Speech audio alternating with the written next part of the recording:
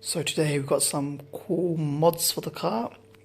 Actually, it's not anything cool, it's just a cheap lip install, but saw some cars with this and they look pretty cool, so I thought I'd give it a go, see if it looks good, then I'll keep it on. If it looks quite bad, then I'll just take it off. It wasn't that expensive.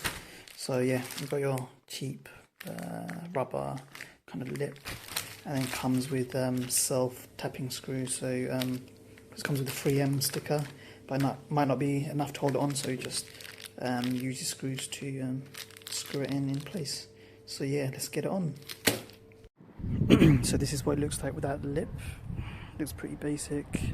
Gonna put that lip on and see if it makes a difference. Just actually get a couple of small ramps. It's not the best, but it did increase the height a little bit. It gives me a bit more clearance. So yeah, let's get on with it.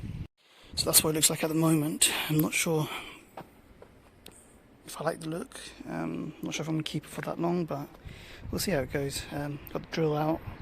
Just gonna probably put in a couple of drill screws at the edges, hold it in place.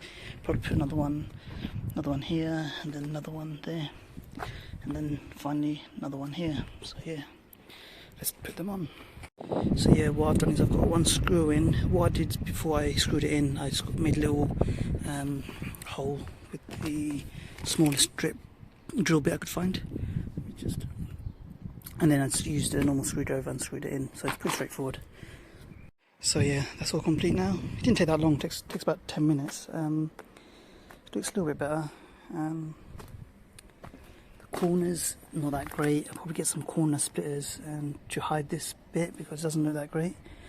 From the side, as you can see, it looks a bit weird. And the other side.